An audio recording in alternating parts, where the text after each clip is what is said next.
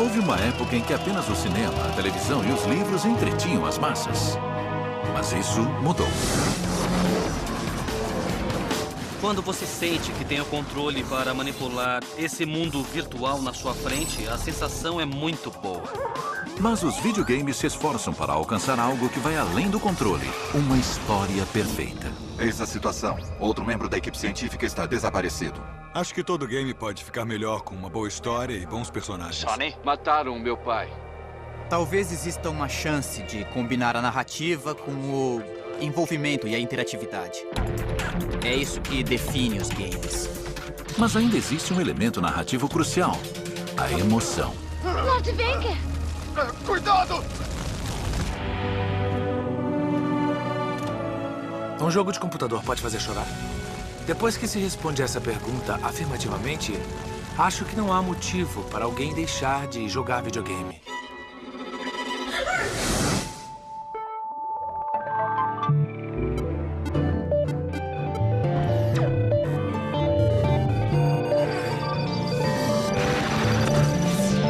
A era do videogame.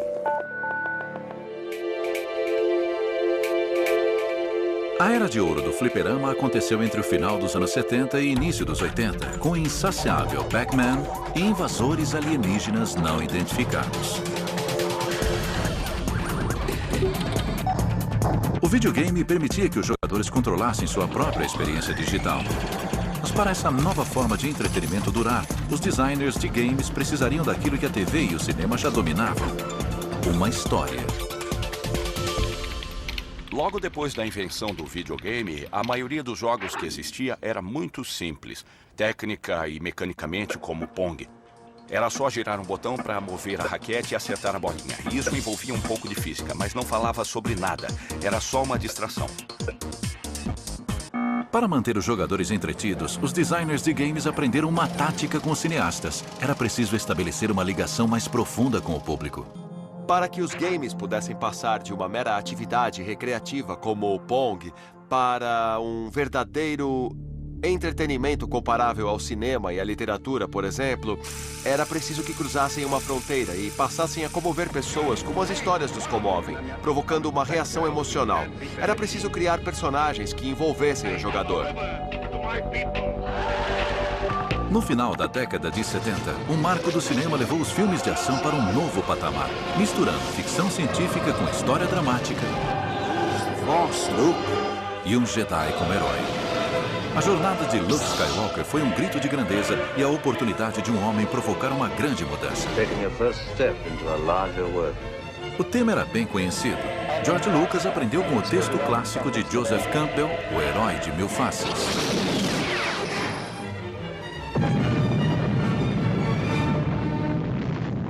Guerra nas Estrelas demonstrou que esse tipo de narrativa, com um ritmo muito acelerado, cheia de tecnologia e de ótimos efeitos especiais, não desvia a atenção da história. E essa influência ainda pode ser sentida nos videogames. Os efeitos especiais eletrizantes de Guerra nas Estrelas atraíram o público para as salas de cinema. Mas no mundo do videogame, os jogos não passavam de brinquedos para passar o tempo. Havia games espaciais como Asteroids e Space Invaders, mas eles não tinham personagens nem história, pelo menos até aquele momento. Quando Guerra nas Estrelas estourou nas telonas do mundo inteiro, o videogame ainda estava engatinhando. Eu acredito que a indústria do videogame ainda estava se esforçando para fazer os jogos funcionarem acima de tudo. Ainda estavam descobrindo como usar os controles nos videogames. E naquela época, narrar uma história não era possível. Por isso, o videogame precisava aprender com o cinema que uma história interessante, combinada com boa ação, leva o público às poltronas e, no final das contas, aos joysticks. Para mim é mais interessante quando existe uma história épica e eu posso viver um personagem que passa pela trajetória heróica de Joseph Campbell. Para poder narrar histórias, precisamos de personagens. Para os personagens darem certo, precisamos de emoção. No futuro, o videogame será uma forma de entretenimento em massa, com capacidade de encantar e entreter os consumidores, por mais diferentes que sejam os gostos deles, mais ou menos como a televisão, como a literatura, a música e o cinema fazem hoje em dia. não é diferente de nenhuma outra mídia criativa, na minha opinião. E os melhores artistas vão inventar uma maneira de fazer você chorar. Lord Venker! Cuidado! Mas para criar emoção nos videogames, os programadores primeiro precisam aprender a transformar pixels e encanadores em novos heróis dos jogos.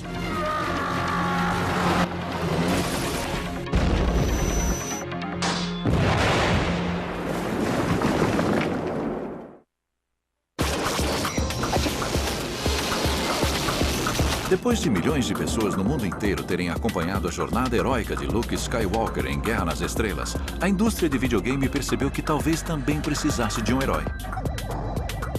Mas a falta de poder de processamento dos chips limitava os projetos de games.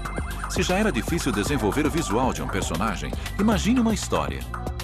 Foi preciso a imaginação de um artista e uma empresa estreante para transformar o videogame em algo mais que um brinquedo. Antes de a empresa japonesa Nintendo se aventurar no ramo de videogames, ela produzia de tudo, desde brinquedos de plástico até cartas de baralho. Na década de 70, esta empresa centenária sediada em Kyoto entrou no mercado de videogame distribuindo o Magnavox Odyssey no Japão. Porém, com o objetivo de fortalecer a companhia no mercado crescente dos fliperamas, o diretor-geral da Nintendo, Hiroshi Yamauchi, enviou seu genro Minoru Arakawa aos Estados Unidos para criar a Nintendo of America. E então o Arakawa disse, tudo bem, o Radarscope vai ser o nosso Space Invaders, vai ser o nosso Pac-Man, vai ser o nosso maior produto, e eu vou encomendar 3.000 unidades para a matriz japonesa. Antes de trazer os 3.000 fliperamas, a máquina de testes que foi implantada em um bar dos Estados Unidos chamado The Spot Tavern, em Seattle, começou a ganhar cada vez menos dinheiro. Ele pensou, essa não, vou ficar com 3.000 fliperamas do Radarscope encalhados, sem uso. O que eu faço? Com o estoque caro do produto que não deu certo, a Nintendo of America precisava de um jogo de sucesso que pudesse ser adaptado a partir dos fliperamas.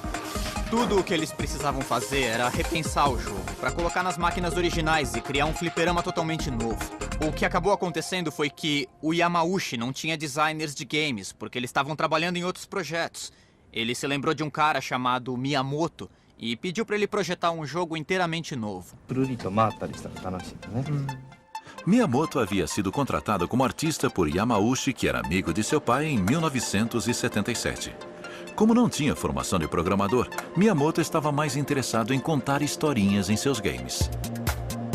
Muitas pessoas envolvidas no início do videogame eram tecnólogos. Foram técnicos que tiveram a chance de experimentar com computadores em vez de, por exemplo, autoramas. Mas o Miyamoto era um artista. Ele queria ser titereiro, queria trabalhar com algum tipo de arte. Shigeru Miyamoto teve a ideia de um game que era divertido de se jogar. Ele estava tentando recriar aquela sensação de encanto, de maravilha, de empolgação que ele tinha quando era criança, explorando o mundo. Ele também se inspirou no anime e no mangá. Por isso, seus personagens tinham características tipicamente japonesas. Os animes, quadrinhos e mangás japoneses eram muito diferentes do gosto norte-americano e europeu. O povo japonês cresceu em um ambiente em que muitos personagens infantis e encantadores eram vistos. E já se passaram 40 anos. O mangá e o anime influenciaram muito os japoneses. São um dos nossos componentes culturais mais fortes. Eu acho que o nosso desejo por esse tipo de entretenimento, como videogames e mangá, e a nossa tendência à imaturidade, de alguma forma estão embutidos dentro da gente. É um tipo de coisa que o nosso povo deseja naturalmente. Queremos crescer como crianças, ter alguém para cuidar de nós, e não queremos morrer. Acho que talvez esse seja o nosso maior desejo na vida. A procura por uma liberdade infantil e, de certa forma, inconsciente, pode ser a razão que levou essa cultura a prosperar no Japão. Sem tecnologia avançada e sem experiência em programação, Miyamoto fez o impossível. Eu tive uma ideia para um personagem principal que não era poderoso, também não era bacana e nem bonitão como o Super-Homem. E como os personagens de videogame precisam caber em uma tela pequena, então o desenho precisava ser simples, ele precisava ser menos complicado. Miyamoto transformou um encanador corpulento chamado Jumpman em um superastro. Mais tarde, quando o jogo Donkey Kong foi lançado em 1981, o personagem de Miyamoto foi rebatizado de Mario. Pela primeira vez, o personagem parecia ter carne e osso. Era um videogame que não falava sobre a chegada de invasores que precisavam ser abatidos para defender o planeta da invasão. Mas, na verdade, falava sobre um personagem que tinha a tarefa urgente de salvar a namorada de um terrível gorila. Se você analisar a maioria dos games norte-americanos da década de 70, percebe que dificilmente havia um personagem central, havia um quadradinho, e você tinha que imaginar que aquele pontinho piscando era uma raquete de tênis, ou um homem, ou então um barco, um carro. A mídia era muito limitada, era difícil desenhar um personagem que fosse distinguível. Como o Mario tinha que ter um tamanho limitado, ele tinha um nariz bem grande, porque é fácil reconhecer um nariz grande no rosto de alguém. O Mario usava bigode porque não havia pixels suficientes para desenhar uma boca debaixo daquele nariz. Ele usava chapéu porque era difícil desenhar cabelo em um fliperama antigo como aquele. A roupa vermelha que o personagem usava foi um truque que os engenheiros da Nintendo ensinaram a ele. Se você quer que um personagem seja reconhecido na tela, desenhe roupas com cores chamativas. Ele precisou aprender várias coisas, mas ele trouxe consigo a imaginação de um artista e uma maneira de narrar histórias que só um artista teria. Isso foi uma coisa muito, muito importante para a indústria, principalmente naquela época. Quando criamos o Mario, éramos uma equipe de apenas 3 pessoas. Éramos eu, o programador e o designer. A gente fez os desenhos dos personagens em folhas de papel quadriculado para ver como eles se moviam. Quando o Mario corria e se virava de repente, a gente ouvia um som de escorregão, como se ele estivesse brecando. Miyamoto também transformou uma meia dúzia de bips computadorizados em uma trilha sonora inconfundível, que tornava o Donkey Kong um jogo animado e divertido. A Nintendo conseguiu seu primeiro sucesso.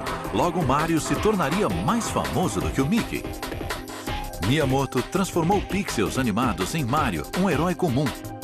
Ele não apenas salvou a princesa, mas também ajudou a salvar o negócio do videogame doméstico. It's a whole new playing field for the nation's Nintendo-holics. Era consenso nos Estados Unidos que o videogame doméstico havia morrido, que a febre do console já havia acabado. As empresas acreditavam que o futuro estava nos microcomputadores. A Atari estava convencida. A empresa tirou os consoles 2600 e 7800 do mercado e passou a dedicar todos os seus recursos na fabricação dos PCs. Já que os consoles de videogame como o Atari 2600 estavam fora do mercado, a tendência era projetar games para o ramo emergente dos microcomputadores. No entanto, a indústria não estava morrendo. Os games só precisavam melhorar. A Nintendo procurou ressuscitar o produto sob a forma de brinquedo. O público-alvo eram as crianças e a família delas. A Nintendo criou seu próprio console de videogame para uso doméstico e o lançou no Japão com o nome de Famicom. O Nintendo originalmente foi chamado de Famicom, significava para família. Quando estava para ser comercializado nos Estados Unidos, perceberam que não podiam chamar de Famicom, porque as famílias não jogavam juntas. Eles mudaram o nome para Nintendo Entertainment System porque descobriram que a palavra família tinha uma conotação negativa quando era associada ao entretenimento nos Estados Unidos. Foi uma batalha árdua, mas depois de muita persuasão, os lojistas que haviam sofrido com a crise do videogame apostaram no Nintendo e levaram o console às prateleiras em 1985. What we've done in the last 3.5 years is to single-handedly recreate a dead industry. A Nintendo colocou o novo game de Miyamoto, Super Mario Bros., no pacote do Nintendo Entertainment System. A combinação foi um grande sucesso. O jogo Super Mario Bros. Resgatou o personagem do Donkey Kong, que ganhou um irmão e um objetivo real. Você começava do lado esquerdo de uma fase e sabia que o final da fase estaria no lado direito da tela, e assim ia jogando sempre adiante. O mundo inteiro se revelava conforme o jogador avançava. E como em qualquer narrativa, sempre havia a chance de resgatar a princesa no final. O fato é que a Nintendo, com o trabalho de Shigeru Miyamoto no Super Mario Bros., o game que vinha junto com o console da Nintendo, deu um novo fôlego à indústria. Se não fosse pelo Mario Bros., se não fosse por um cara que teve a perspicácia de impulsionar os videogames a um outro nível, envolvendo a narrativa de histórias, poderia ter sido o fim dessa indústria. Super Mario Bros. Foi um sucesso de vendas no mundo inteiro. Mais do que isso, também anunciou a nova revolução do videogame doméstico. What will the future bring from Nintendo? O sucesso da dupla Super Mario Bros. E Nintendo marcou o nascimento dos personagens e da narrativa nos videogames. Tyson's Punch-Out! Enquanto os jogadores mergulhavam no mundo de Mario, Shigeru Miyamoto já estava planejando outro mundo de fantasia para os jogadores poderem explorar e descobrir. Era um mundo remanescente de sua infância nas colinas próximas de Kyoto. Ele gostava de sair para passear e dizem que havia cavernas perto de onde ele morava. Um dia ele pegou uma lanterna e entrou em várias cavernas. Aprendeu as passagens e desenhou um mapa. Anos mais tarde, quando a tecnologia se desenvolveu, ele logo pensou em desenvolver um jogo sobre esse tipo de exploração. Muitos anos atrás, o príncipe das trevas Ganon roubou a Triforce. Nos jogos como Donkey Kong, o Mario do início e o do final eram o mesmo Mario, com os mesmos poderes, e também era assim no Super Mario Bros. No game Zelda, o personagem começa fraco. Ele só tem uma pequena quantidade de energia. Não possui nenhuma arma nem nada. Mas no final do game, ele tem uma variedade de armas e tem muita energia. Essa foi a novidade do jogo The Legend of Zelda. Jogos com personagens já existiam há muito tempo, mas pela primeira vez um game foi bem sucedido em mesclar personagens com ação. Eram histórias épicas, com temas clássicos do bem contra o mal. O protagonista precisava resgatar alguém. Você era um menino que precisava lutar com coragem e se tornar melhor do que era no início. Não apenas para o seu próprio bem, mas para o bem da comunidade. A complexidade de The Legend of Zelda, acompanhada por uma trilha musical dramática, trouxe mundos e personagens de videogame que pela primeira vez despertaram empatia no jogador. Zelda, segundo muita gente, foi o primeiro videogame que fez as pessoas chorarem enquanto jogavam. Era muito centrado na história. A possibilidade de sentir o que o personagem sentia e passar por tudo o que ele tinha que passar para se tornar uma pessoa melhor foi uma coisa que comoveu muita gente. The Legend of Zelda foi lançado em 1987 e tornou-se muito popular na Europa, no Japão e na América do Norte. Seguir um personagem que passava de fases e ganhava poderes ao encontrar tesouros escondidos foi muito significativo para uma geração que tinha um enfoque cada vez mais individualista. Os anos 80 foram, sem dúvida, a época em que foram abandonadas todas as ilusões de fazer uma revolução contra o sistema. E os hippies da contracultura haviam se tornado parte do sistema e aceitaram os brinquedos do sistema de peito aberto. Ganhar dinheiro era um objetivo frequente nos games. Com o enfraquecimento da Guerra Fria na segunda metade da década de 80, as tensões entre as superpotências começaram a diminuir. Na era de Reagan e Thatcher, o imposto de renda caiu e a década explodiu em consumismo. O próprio videogame era um brinquedo cobiçado. O que aconteceu foi que, na década de 80, um jovem adulto não via problema algum em gastar muito dinheiro com um console de videogame ou com um computador que servisse para jogar. Isso teria sido impensável para gerações mais antigas. O meu pai, que era contador, não teria comprado um computador para jogar. Ele teria comprado um computador para fazer planilhas. Today, IBM made it official after months of hints and leaks to the press. The Goliath of computers is coming out with its first home computer. It's called the PC Junior, unofficially the Peanut. Jogos de computador eram pouco conhecidos, porque a maioria das pessoas ainda não tinha computador. Na época, pouquíssima gente tinha computador e a maioria dos computadores estava nos escritórios. Eram mainframes enormes da IBM e os jogos eram baseados em textos. A ideia de colocar imagens não era apenas inovadora, mas também era um desafio. Em sua casa no sul da Califórnia, Roberta e Ken Williams fundaram a Sierra Online.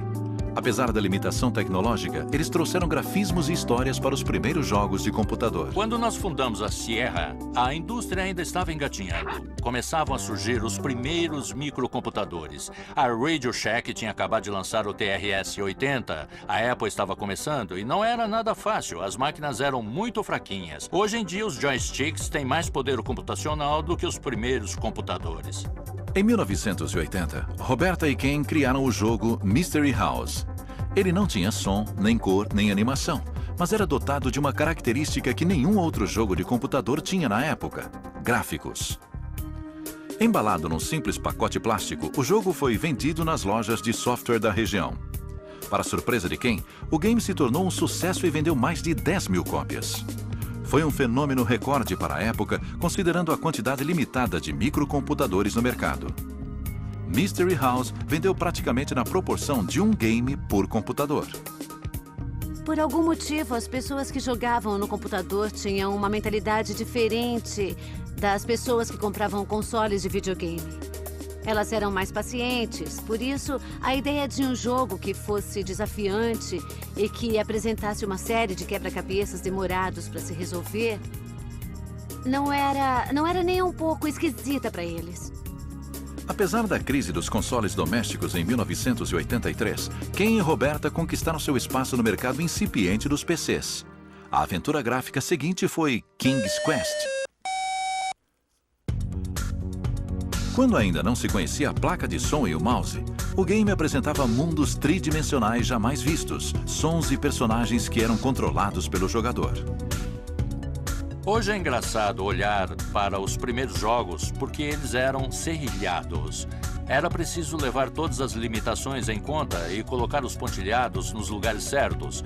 O resultado, se você se afastasse um pouco para olhar o monitor, era um colorido razoável que surpreendia as pessoas. Se todo mundo tolerava aqueles gráficos ruins e aqueles sons ruins, isso mostrava que havia uma indústria em potencial que estava esperando para nascer. No começo, a maioria dos jogos que envolviam heróis era focada na ação. Com alguns jogos, como King's Quest, a ação desapareceu completamente e deu lugar à investigação e ao raciocínio para resolver as charadas. Também era uma situação na qual você não controlava o personagem diretamente. Você era uma espécie de observador e o personagem obedecia às suas ordens, mas você não ficava completamente conectado a ele. Além de a história ser mais complicada, o jogo tinha um ritmo mais lento, então você podia pensar mais e parar para ler os textos. E os quebra-cabeças também eram mais difíceis. Apesar dos jogos de Miyamoto para consoles terem sido muito diferentes dos jogos dos Williams para computadores, sua capacidade de combinar técnicas tradicionais de narrativa com a nova tecnologia era muito parecida. Eles levaram os jogos e os jogadores para onde jamais haviam sonhado. Mas os novos tempos trouxeram uma nova geração de jogadores com diferentes exigências. Isto levaria a narrativa e a tecnologia um passo adiante. Artistas como Shigeru Miyamoto e Roberta Williams trouxeram vida aos games com seus enredos, personagens e cenários elaborados.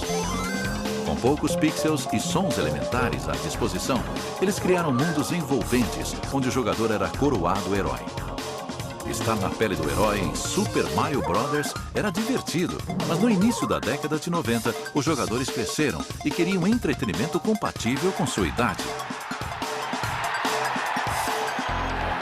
Mr. Gorbachev, tear down this wall. Depois do colapso da União Soviética e o fim da Guerra Fria, a década foi marcada pela nova economia e pela globalização cultural. De repente, uma nova geração de jogadores que havia crescido com apenas meia dúzia de canais de TV tinha à disposição dezenas de canais a cabo. E com microcomputadores em casa, também se conectaram à internet, o que possibilitou o acesso a informações do mundo inteiro em segundos. No final dos anos 80 e início dos 90, estavam surgindo consoles domésticos que eram tão potentes quanto os fliperamas. E tudo isso cabia em pequenos aparelhos. As pessoas começaram a se dar conta que a mesma tecnologia usada para lançar naves espaciais estava disponível no computador de casa. Para muitos, era o fim da trajetória do herói. Os jogadores trocaram suas coroas por cabelos espetados, carros velozes e mulheres atraentes. Surgiram os anti-heróis do videogame e os jogadores mais velhos adoraram. Acho que muita gente ainda não tinha percebido que a geração Nintendo já estava crescidinha, mas ainda queria jogar videogame, da mesma forma que as pessoas mais velhas que viram TV ou filmes na infância ainda queriam ver TV ou filmes, só que com temas adultos. Uma empresa de videogame chamada Sega Enterprises ofereceu justamente isso. Similar à Nintendo, a Sega era uma fábrica de brinquedos que lançou sucessos como o fliperama Frogger nos anos 70 e mais tarde um console chamado Sega Master System nos anos 80. Buscando mercado em regiões que a Nintendo não alcançava, o console vendeu excepcionalmente bem na Europa e no Brasil. Mas em 1983, a Sega foi afetada pela crise do videogame. The manufacturers are still trying, those who haven't gone bankrupt, but the experts who follow the industry say it probably won't make a big comeback, that the game players have simply moved on to other things like videocassettes, records, tapes, even the movies. Mal sabiam eles que o ramo do videogame ainda não estava condenado. A Sega não desistiu. Em vez disso, apostou mais uma vez na renovação do mercado e lançou no Japão o Sega Mega Drive, um console de 16 bits para concorrer com o Nintendo Famicom de 8 bits. Com o dobro de poder de processamento, o Mega Drive suportava gráficos e sons superiores. Na época dos 8 bits, era possível criar games simples como Donkey Kong, Pong e jogos desse tipo. Quando se passou para os 16 bits, já dava para abordar uma variedade muito maior de assuntos. Havia games de esportes e de aventura muito bons, que contavam histórias. Já era possível fazer versões muito melhores em todos os gêneros. Essa nova tecnologia surgiu em boa hora. Quando os primeiros jogadores de Pong cresceram e começaram a trabalhar, as empresas de videogame tentaram atrair os jogadores mais jovens da geração do Super Mario Bros., que agora estavam entrando na faixa dos 20 anos de idade. Quando o Sega Mega Drive foi exportado para os Estados Unidos, foi rebatizado de Sega Genesis. E para atrair os jogadores um pouco mais velhos, foi vendido com um game de um porco-espinho voador com traços humanos. Se o Mario era bonitinho e tinha carisma, o Sonic era um personagem veloz que entusiasmava e que agradou bastante a geração de adolescentes do começo da década de 90. E como eles haviam crescido, o Sonic era um personagem mais apropriado para eles. No começo dos anos 90, o Nintendo ainda era o videogame dominante. Hoje sabemos que o seu principal chamariz era o encanador italiano e fofinho chamado Mario. Mas a Sega percebeu que os consumidores estavam interessados em uma coisa diferente, principalmente depois do lançamento do console Sega Genesis. O poder de processamento era maior e os personagens, em vez de pularem de cogumelo em cogumelo e continuarem a saltar até mudar a tela, podiam correr em velocidades maiores. O Sonic falava de mobilidade e de velocidade. Eu acho que o cabelo espetado do personagem ou os pelos ásperos do porco-espinho reforçavam essa sensação. A Sega estava tentando criar um personagem irreverente que se aproximasse do caráter rebelde que os meninos adolescentes tinham. O Sonic era o personagem perfeito. Ele é um anti-herói, já que ele não encarna qualidades muito heróicas. Ele tem um quê de egoísmo, mas é isso que o deixa tão divertido. Em alguns casos, os personagens menos nobres eram os mais engraçados e, portanto, os mais divertidos de se jogar. Mas antes que o Sonic invadisse as telinhas, houve outro anti-herói que conquistou os corações de milhares de fãs adultos dos games de aventura. Larry Laffer era o nome do personagem de uma série chamada Leisure Suit Larry. Ele era um sujeito meio careca e desajeitado, com um traje inconfundível, um malandro de meia-idade carismático que tentava seduzir mulheres bonitas.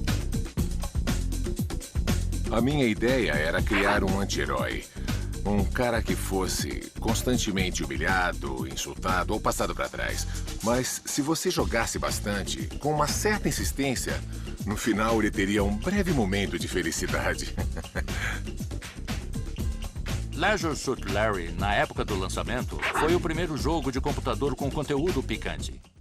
Larry foi um dos 10 jogos de maior sucesso em 1988 e provou que os games não eram mais coisa de criança. O sexo vende e sempre vendeu. Isso não é novidade para ninguém. Obviamente, ele tinha um apelo que era incomparável no mercado de games daquela época. Outra característica única de Leisure Suit Larry era a ambientação do jogo em cenários conhecidos com personagens realistas. Em vez de explorar reinos de fantasia como nos outros games de aventura, Larry levava o jogador para cassinos e bares de gente grande. Quem jogava passava por uma experiência bem mais adulta. Eu acho que o Larry foi o primeiro game que usou personagens reais, pessoas reais, vivendo na atualidade e em cenários modernos. Eram situações que poderiam acontecer no cotidiano, ao contrário da maioria dos games que se passavam em cenários medievais ou num espaço futurista. Eu não tinha percebido isso na época, nem planejei nada. Eu só sabia que não queria concorrer com esse ou aquele videogame e que existia uma lacuna bem no meio que me pareceu uma brecha perfeita. Fiquei contente em perceber que a ideia se desenvolveu ao longo dos anos como uma das tendências nos games. Acho que cada vez mais games mostram pessoas reais em cenários realistas e com ações realistas. Para sustentar esse mundo mais realista e explícito dos games, as empresas precisaram desenvolver novas tecnologias. Apesar de a Nintendo ter se associado à gigante Sony para desenvolver a tecnologia de CD-ROM no início dos anos 90, desavenças contratuais destruíram a parceria. Em vez de trabalhar com outra empresa de videogame, a Sony decidiu continuar sua pesquisa e acabou desenvolvendo o seu próprio console, o Sony PlayStation. A Sony lançou o PlayStation 1 porque se deu conta de que havia uma geração de jovens entre 18 e 21 anos, ou ainda mais, que ainda queria jogar videogame. Essa geração cresceu jogando videogame e queria continuar jogando. E apesar disso, o que a Nintendo estava fazendo e o que a Sega estava fazendo ainda parecia coisa de criança. Então a Sony penetrou nesse nicho de mercado, lançando um console com uma aparência um pouco mais sofisticada.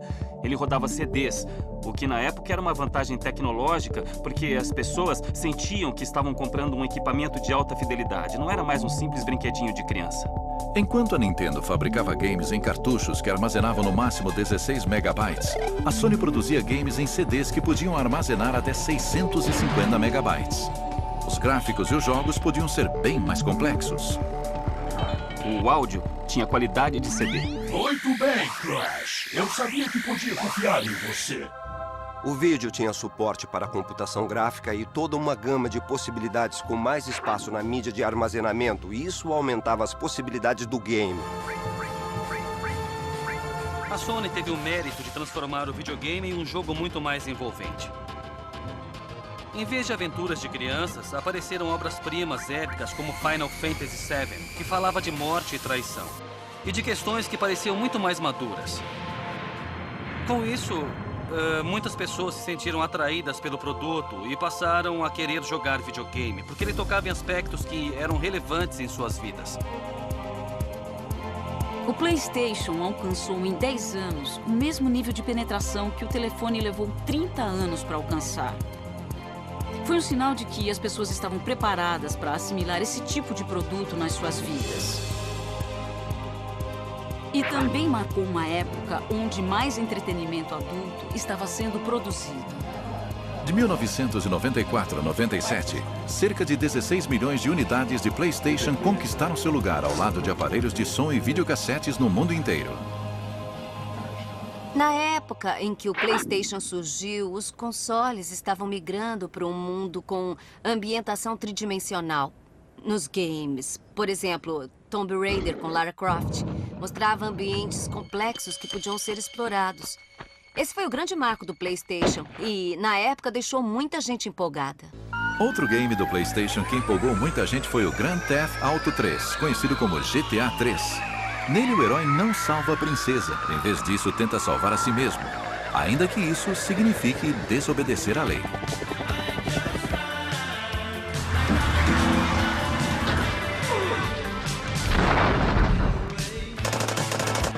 Você tinha uma série de objetivos que precisava atingir. A grande mudança foi no espaço do jogo e havia uma história de ficção por cima. E em vez de ser um encanador meio gordinho como o Mario ou uma espaçonave sem rosto como em Asteroids, você podia ser o Carl Johnson ou um gangster que acabou de sair da prisão e que está tentando retomar a vida. Para a geração de hoje, pós-geração X-Men, pós-Guerra Fria, pós-Guerra do Golfo, é mais fácil se identificar com esse tipo de coisa do que com personagens heróicos das gerações anteriores. Estamos falando de consumidores acostumados com tecnologia e multitarefas que querem interação e experiências personalizadas. Eles escolhem o que assistem e o que ouvem de acordo com o seu próprio gosto, e é isso que os games possibilitam. Nos games GTA, os jogadores escolhem ser os criminosos, como na vida real. O Grand Theft Auto é um game que permite ao jogador várias escolhas morais diferentes, e não são as escolhas que os criadores querem que eles façam. Uma das minhas garotas precisa de carona. Pega um carro e vai buscar a Misty na clínica. Depois traz ela pra cá. Você pode fazer alguma coisa condenável e mesmo assim ganhar uma recompensa por isso no game. Da mesma forma que na vida real, alguém pode roubar a sua casa, o que é condenável, e mesmo assim ganhar dinheiro com os bens que roubou, o que é bom aos olhos do ladrão. Essa é a vida real. Existem alguns games que apresentam essas mesmas situações para as pessoas. Tem gente que pensa, nossa, que horror, eles permitem que você faça no game as mesmas escolhas que pode fazer na vida real. Você entra no mundo do game e pode jogar com todas as cartas. Você pode tentar coisas diferentes, pensar, e se eu jogar o carro da ponte? Ah, o carro explode, então vou tentar dirigir mais depressa. Você pode tentar um monte de coisas legais que não tentaria na vida real. Pelo menos, eu espero que não tente. Quando o PlayStation 2 foi lançado, a terceira edição da série Grand Theft Auto inesperadamente se tornou o maior sucesso de 2001. Pular atrás de moedas estava em baixa. Agredir transeuntes inocentes estava em alta. Grand Theft Auto 3 e suas sequências consolidaram a tendência do estilo hollywoodiano nos games. São games que falam sobre a vida no crime, como no filme Os Bons Companheiros ou no seriado A Família Soprano, e tinham elencos impressionantes. Mas o fabricante, a Rockstar, não fez muito alarde. Eles não queriam tirar vantagem, só queriam um elenco excepcional com atores como Samuel L. Jackson. Deixa comigo, Hernandes. Aí, essa grana é minha, é meu dinheiro, cara. É dinheiro de drogas, cara. Todos esses ótimos atores eram as vozes dos personagens do videogame. E era muito cinematográfico. Contava a história de um personagem que começava como matador de aluguel e depois subia na vida. Passava a ser respeitado pelos comparsas e começava a enfrentar os outros chefões do crime. Então tinha uma apresentação cinematográfica digna de Hollywood, mas ao mesmo tempo era puro videogame. A série GTA, criada pela Rockstar Games, inaugurou uma tendência que se baseava em bons enredos, atuações de astros de Hollywood e até mesmo em trilhas sonoras.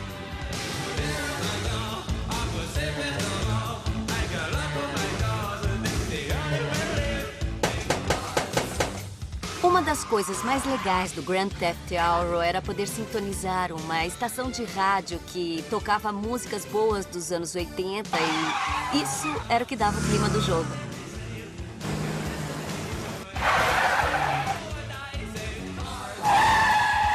A Rockstar gostava muito de usar música pop. As narrações também eram muito boas e os diálogos curtos e grossos funcionavam bem. Eles não ficaram presos ao estilo Final Fantasy, com cenas mais longas e lentas. As cenas eram curtas e rápidas. E também havia outros recursos, além das imagens, para dar vida a esse mundo. Acho que isso mostra que o videogame é uma cultura que está cada vez mais em voga e muitos outros tipos de mídia estão interessados em aproveitar um pouco da paixão que os jogadores sentem. Também querem lucrar com isso. Os videogames estavam cada vez mais parecidos com os filmes e, finalmente, recebendo o respeito que mereciam de Hollywood. Hoje, os games de ação e aventura têm cenários incrivelmente sofisticados e passaram de 2D para 3D e HD em apenas uma década. E foi assim que o videogame passou a fazer parte de Hollywood, considerando as experiências que proporcionam. Os estúdios de cinema de Hollywood estão muito interessados em participar da indústria do videogame. E o impacto é muito grande no mundo do entretenimento. Nosso foco é proporcionar de 20 a 40 horas de interação para homens de 25 anos que não assistem mais televisão. Eles jogam televisão. Essa sensação de participação e heroísmo que você tem quando vence no videogame é muito mais forte do que ver um personagem de cinema sendo heróico ou vitorioso. Até recentemente, a indústria do videogame comprava os direitos dos filmes e às vezes desembolsava muito dinheiro para fazer a versão em videogame de um determinado filme na época do lançamento ou talvez 3 ou 4 meses depois. Hoje em dia, Hollywood reconhece que esse consumidor não vai mais às salas de cinema. Fica em casa onde tem uma TV de alta definição e se conecta a milhões de pessoas com o console Xbox Live. Acho que hoje os papéis se inverteram. Os videogames deixaram de ser alternativos. Agora tem histórias profundas, personagens complexos e gráficos realistas. Mas ao contrário de Hollywood, o visual arrojado dos videogames tem um limite.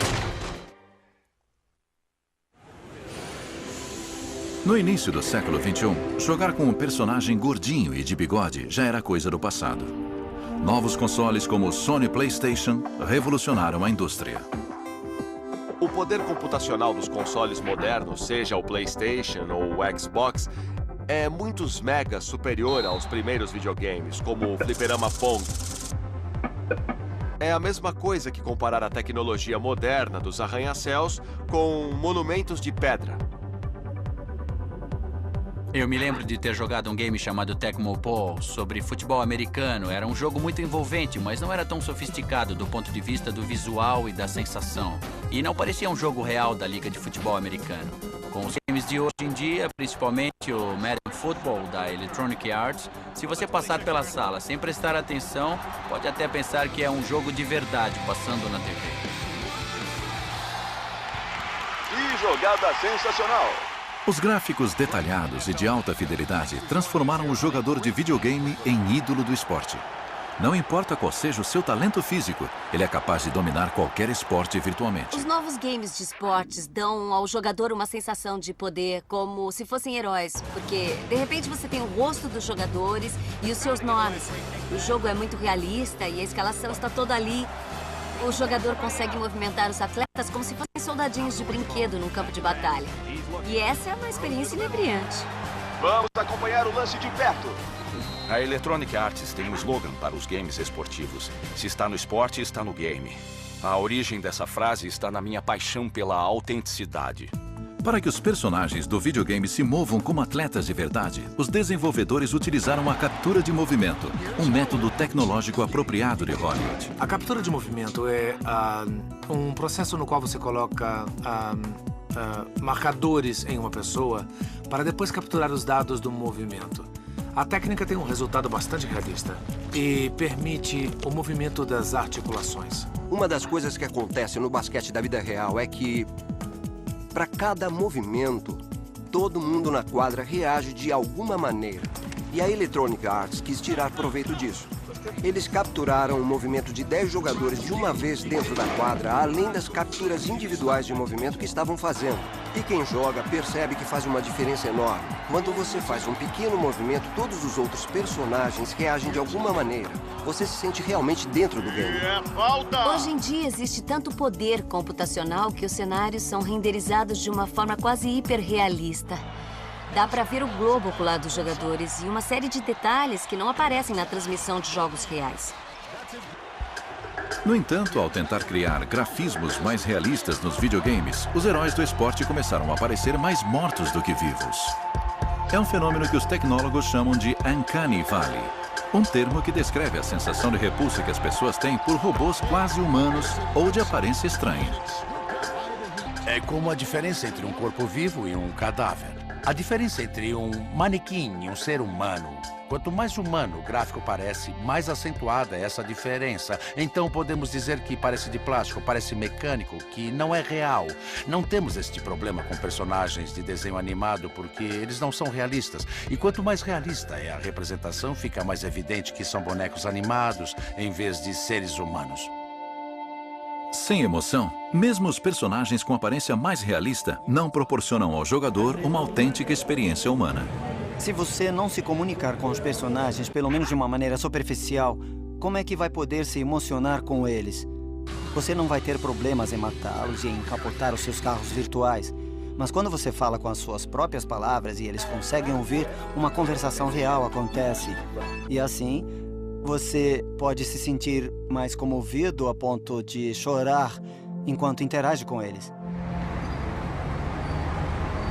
O modelo de perfeição de um game é a sua capacidade de fazer chorar. Mas tem gente que diz que só chora quando o game não funciona direito. Outros afirmam que já estão acostumados a chorar com videogames. Então o choro se tornou uma maneira simbólica de viver a experiência humana. Isso amplia o espectro do que um game é capaz de fazer, dos mundos que ele é capaz de trazer para dentro das nossas casas. No começo era difícil representar seres humanos, por isso os games mostravam alienígenas. Mas quando descobrimos como mostrar gente na telinha, começaram a aparecer mais games sobre seres humanos.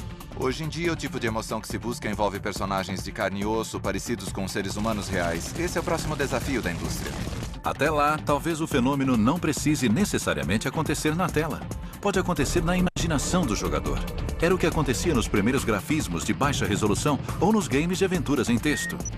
Se os jogos são capazes ou não de fazer chorar, o videogame continua sendo uma mídia poderosa. Afinal, de que outra forma uma pessoa pode se tornar herói com o apertar de um botão?